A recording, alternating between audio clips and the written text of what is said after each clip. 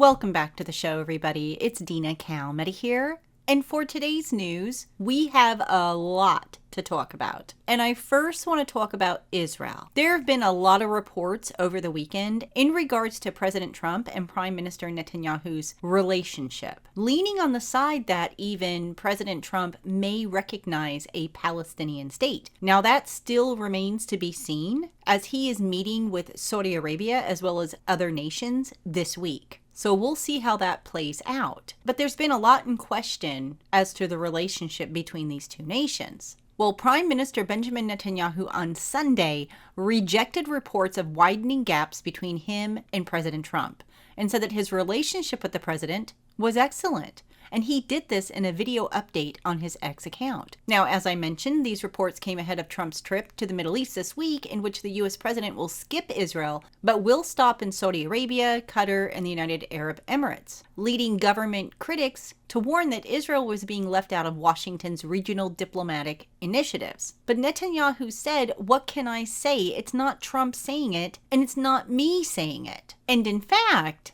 Netanyahu stated that it was Trump's spokesperson at the White House who said, "What is this nonsense? The relationship is excellent." He went on to say that these spins, most of them born in Israel, with a certain media outlet that's trying to promote a certain candidate. Netanyahu went on to say that he does speak to Trump from time to time. It's not every couple of days, but it is every couple of 2 or 3 weeks. My people are in the White House, including just 2 to 3 days ago. They were there. We are currently blessed with a president and an administration that is very, very friendly.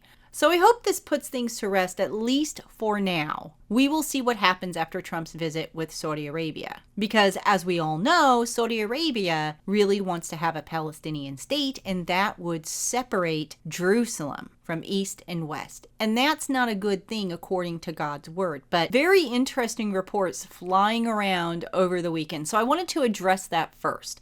The second thing, since we are on the subject of the Middle East, let's talk about Trump's visit. This trip to the Middle East will mark the first major overseas trip of his second term. The White House press secretary stated that President Trump will return to the Middle East and continue his vision for a proud, prosperous, and successful Middle East where the United States and the Middle Eastern nations are in cooperative relationships and where extremism is defeated in place of commerce and cultural exchanges. This trip ultimately highlights how we can stand on the brink of a golden age for both America and the Middle East, united by a shared vision of stability, opportunity, and mutual respect. The president greatly looks forward to visiting with our brave men and women in uniform at our U.S. base in Qatar throughout his trip. The president disclosed last week when the Canadian Prime Minister Mark Carney visited the White House that he would be making a very, very big announcement ahead of his departure for the Middle East, but has not shared additional details. He said, "We are going to have a very, very big announcement to make, like as big as it gets." So I think this is where they got the Palestinian state from. Could he have been hinting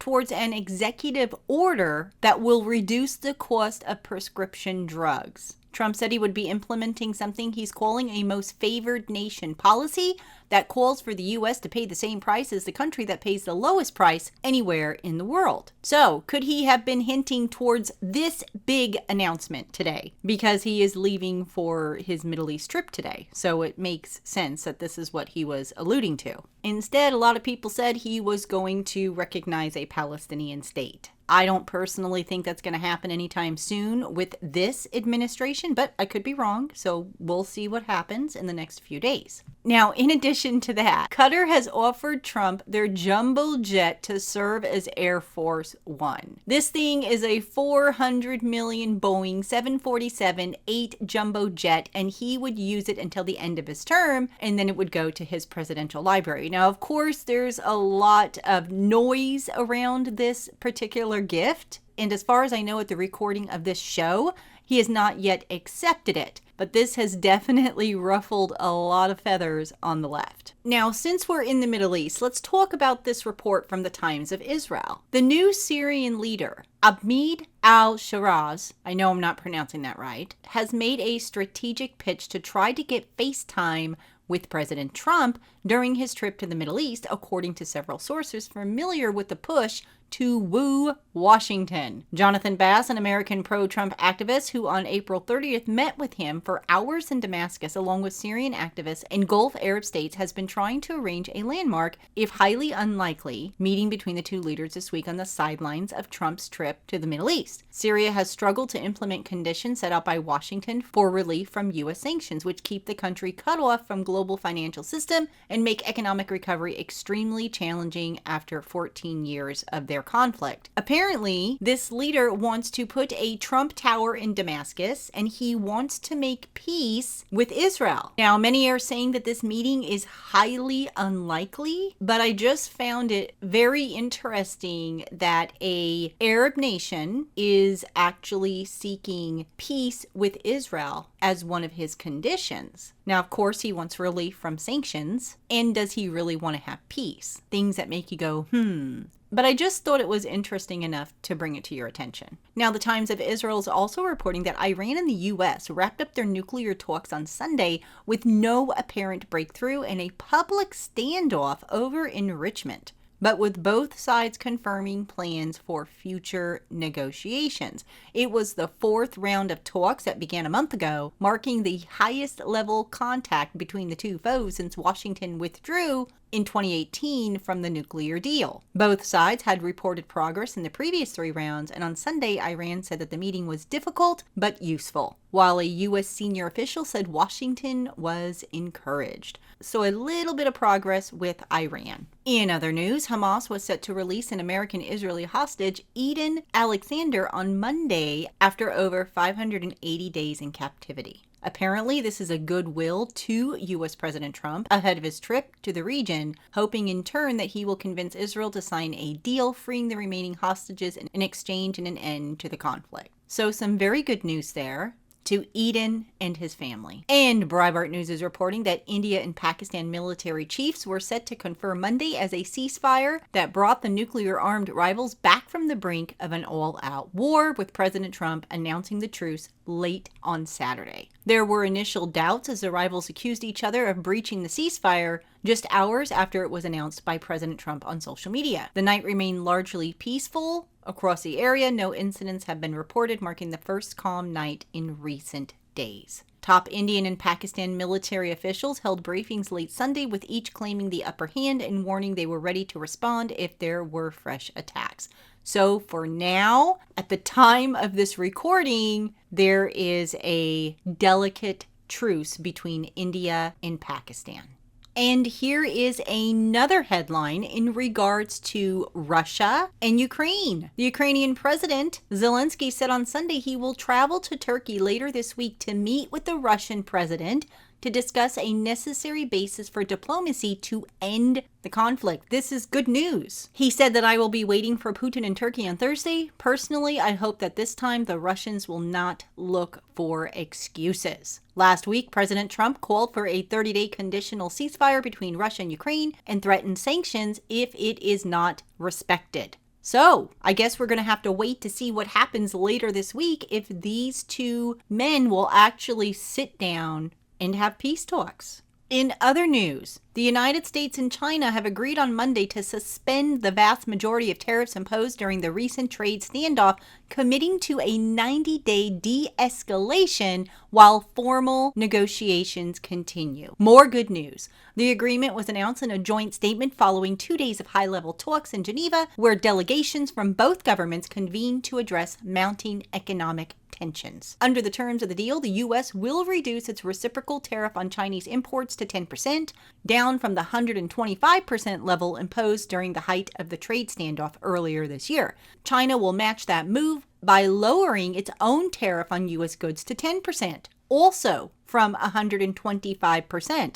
Beijing also agreed to suspend non-tariff countermeasures that had been enacted since early April. Both sides described the moves as initial steps towards a more sustainable, long-term, and mutually beneficial trade relationship. They pledged to continue talks through a newly created bilateral mechanism. In other news, over 160,000 residents were placed under confinement after a fire broke out at a chemical factory in northeastern Spain, releasing a large plume of toxic chlorine gas on Saturday morning, May 10th. The blaze broke out at a facility producing swimming pool cleaning products south of Barcelona, releasing a massive plume of toxic chlorine gas over the region. With over, as I mentioned, 160,000 people in 5 nearby towns that were instructed to remain indoors due to the toxic emissions. Not a very good situation for Spain. In the meantime, in Florida, a possible tornado ripped through northeastern Holmes County, Florida on Saturday, May 10th, leaving at least 1 person injured and damaging multiple structures, mobile homes, and vehicles.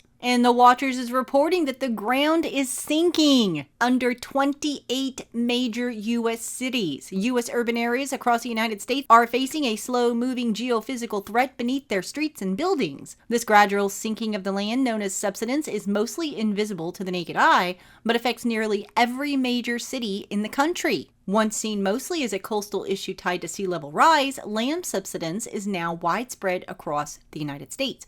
New research shows that it is largely caused by groundwater extraction, putting about 29,000 buildings and 34 million people at risk in 28 of those major cities, including New York, Dallas, and Seattle. In cities such as Houston, Dallas, and Fort Worth, more than 70% of the land is subsidizing at rates faster than 0.12 inches per year. Researchers found that Chicago's land is sinking at an average rate of about 0.08 inches per year. About 10% of the city is experiencing a faster rate, with land subsidizing more than 0.12 inches. The study also found that Memphis, Tennessee, San Jose, California, and Jacksonville, Florida showed a slight increase in elevation. So very interesting news there. We've been hearing about this a lot, as it mentioned, with coastal cities, but now it's happening in larger cities. In the meantime, here in the United States, a 4.1 magnitude earthquake was reported in East Tennessee on Saturday. The Watchers is reporting that the Bryce Fire in Arizona rapidly spreads to 2,900 acres. This fire reportedly started on May 7th. About 240 personnel, including hot shot crews, hand crews, engines, water tenders, and bulldozers, were assigned, with firefighters employing both direct and indirect tactics. So here we go, you guys, fire season. 126-year-old rain record broken in Charleston as heavy rains spread across southeast. Charleston, South Carolina set a new daily rainfall record on Sunday, May 11th, after a moisture-laden storm system brought prolonged periods of heavy rain to the region. Flash flood threats are expected to persist through Wednesday, May 14th, according to the Weather Prediction Center. A shallow earthquake registered by the USGS on May 11th slammed into China at a 5.6. The agency is reporting a depth of about 6 miles. Destructive floods claim over 100 lives in the DR Congo after the Kasaba River overflowed following heavy rainfall between May 8th and May 9th. Very sad situation. The resulting floods damaged more than 150 homes, injured multiple residents, and devastated the surrounding area. Breitbart News is reporting that Mexico is suing Google over the Gulf of America. They want their name back. The Gulf of America may be facing an identity crisis in Google Maps after Mexico filed suit this week against the tech giant for changing the name of the body of water. The Mexican president announced the lawsuit on Friday and wants the oceanic region's name restored to the Gulf of Mexico. President Trump changed the name with an executive order as one of his first pieces of business when he took office for the second time. So there you have it. Those are your headlines for today. Please do leave your comments below this video. I'd love to hear from all of you. When you have some time, come and visit us on our social media pages, as well as our website at www.cww7news.com. All right, everybody, have a great day. Thank you for watching, and I'll see you tomorrow. God bless.